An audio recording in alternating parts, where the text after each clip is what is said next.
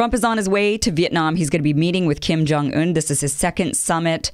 They're meeting on the 27th and the 28th. So really that's going to be like the 26th for us, tomorrow for us, because they're way ahead of us in the time zone. They're, I think, a whole 12 hours in front of us. So now, he's going to North Korea in order to meet with, he's going to Vietnam to meet with Kim Jong-un in order to try to denuclearize the Korean Peninsula. That is really the entire goal here. He wants Kim Jong-un to give up the nukes and bring peace to the peninsula. But the big question that everybody should be asking is what would even motivate him to? And Tulsi Gabbard tweeted a couple of tweets today that really make a lot of sense. She says here, in order to de-escalate nuclear crisis with North Korea, we need to understand why Kim Jong-un is holding on so tightly to their nuclear weapons. It is because he sees them as his only deterrent from the U.S. coming in and trying to topple his regime. She goes on to say, Kim Jong-un sees what the U.S. did to Gaddafi in Libya, Saddam Hussein in Iraq, and efforts to depose Assad in Syria. We must end the long-held U.S. foreign policy of regime change wars and deposing dictators to be credible when we say we are not interested in toppling the North Korean regime. Yeah, and she's absolutely right. This is why he's holding on to the nukes. And this is why he's not likely to give them up. Right? Because he sees what we do to leaders who don't have nukes. Never in the history of this country have we toppled or even attempted to topple, at least to my knowledge, a nation who had nukes. There were other things that we tried to do. I mean, when we were in the Cold War with Russia, with the Soviet Union, we certainly weren't, from what I know, going in there and trying to do a regime change. We were afraid. They had nukes. We had nukes. Everybody was scared. So the nations with nukes usually are really protected from other nations, right? So that's what he's sitting there thinking. He's like, I'm not going to give up my nukes because I don't want what happens to these other leaders who have no power. I don't want that to happen to me. And so that is why all of these regime changes around the world, why they are so dangerous, because they create this environment where the leader's sitting there thinking, okay, I see what you guys do. You guys are dangerous. You people are dangerous. I mean, the North Korean people and the North Korean leader, when have they affected regime change? How dangerous are they? What have they done? People say, well, they've got all this poverty and they've got brutal, all kinds of brutality going on in their nation. And for one, this is one of the most isolated countries in the world. We really don't know a whole lot about what goes on there. But one thing we know is that they're not marching around the world affecting regime change. They're not marching around the world starting wars. That's one thing we know. That is us, actually. We're the ones who are doing that. So he's looking at America as the big bad bully. And that is what is, so of course he's holding on to his nukes because he doesn't want us to do to him what we have done all around the world. So this is going to be a really tough challenge for Trump. I do have to say that I think him, as much as I hate to admit Trump doing something good, I get it. We all want to just hate the guy. But I do think that him meeting with Kim Jong-un is making the country safer, 100%. Obviously, if you're willing to sit down with somebody and have a conversation with them, they're way less likely to bomb you. They're way less likely to come after you.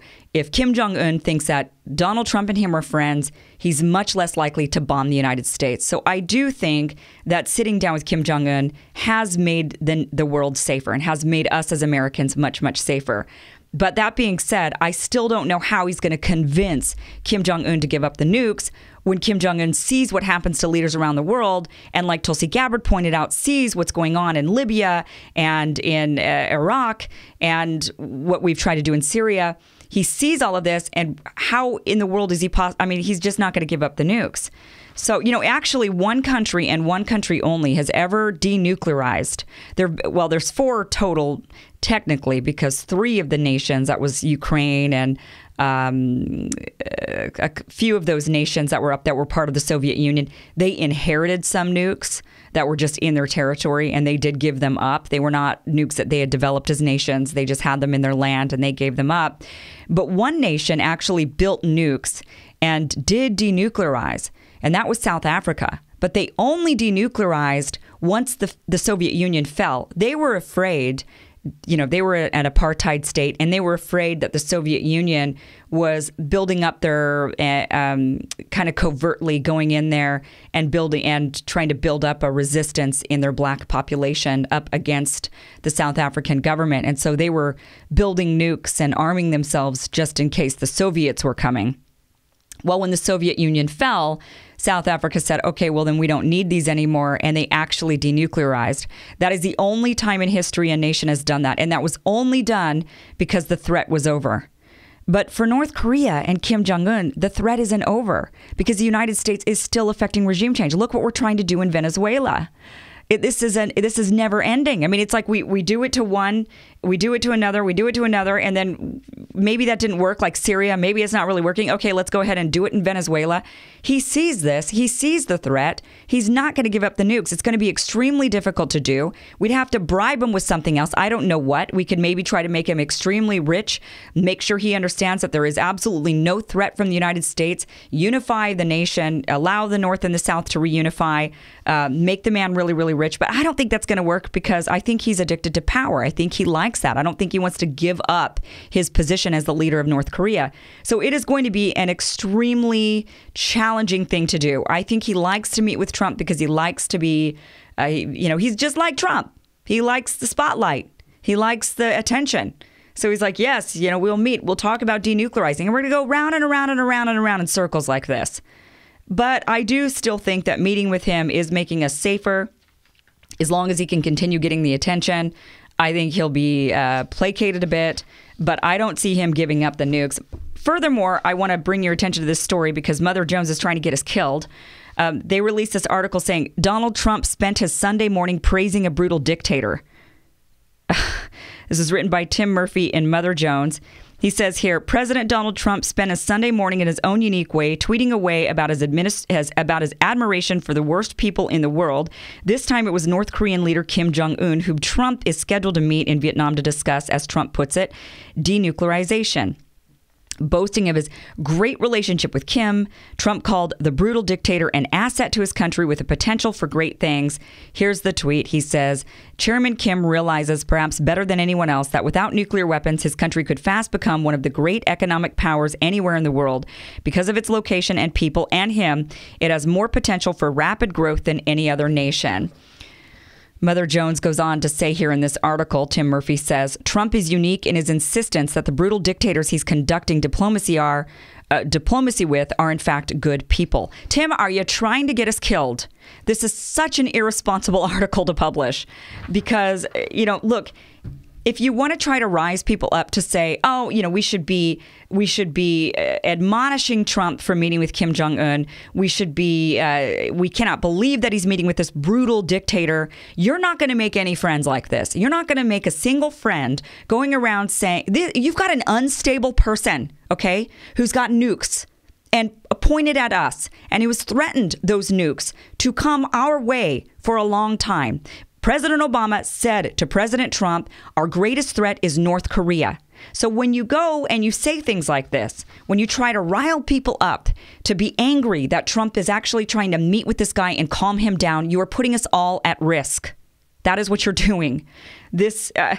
Look, just use common sense on a basic level. If you were to come across somebody on the street who's clearly unstable, and they're holding a weapon, they've got a knife, they're unstable, or they're holding a gun, you're going to taunt them? Are you going to taunt them? Are you going to say, wow, you're insane. Look what's wrong with you. You're a murderer. You're dangerous. Are you going to start shouting that at that person? You think that's going to calm them down? Or do you think that's just going to get them to shoot you? Because that's what this kind of rhetoric, when you say, oh my gosh, we demand that President Trump call this man a brutal dictator and we demand that he not meet with him, you're demanding that America remain really unsafe. This is not smart. It is not smart to take that stance. As much as many of the Democrats out there that are, they just hate Trump a lot and they want to believe that everything he does is wrong. It's absolutely dangerous to take that stance when we have a country that has been threatening us, who has nukes, that is and has a leader that's clearly seemingly unstable. And this is what you say, a brutal dictator. No, Trump is trying to make friends. And let me tell you something about Asian culture. It is very important to praise and to give a lot of, when he says, oh, you're great, that is giving somebody really in any culture, to be honest with you. I mean, that's just humans. Just talking to humans. What you want to do is you want to give them compliments. You want to say, look, I'm your friend. I'm complimenting you. I think you're doing you're great. Your nation's great. You're great. So, of course, he's saying these things. Look, why are you making me praise? Why are you making me defend Donald Trump on this? He's doing the right thing. If that means praising Kim Jong-un and saying, we fell in love over beautiful letters and saying that, he's got a great nation filled with great people and him, let him say those things. It is making us safer. So, there's strategy to it. Maybe Trump is just saying it because he really believes it and he loves dictators all around the world, which, we've seen some evidence of that. Maybe that is where it's coming from, but it doesn't matter because it's working. It is making us safer. What you want to do is you want to praise and bring honor, and that is what you do. So that is what he's trying to do for Kim Jong-un. I wish President Trump luck on this because obviously we don't want nukes pointed at us.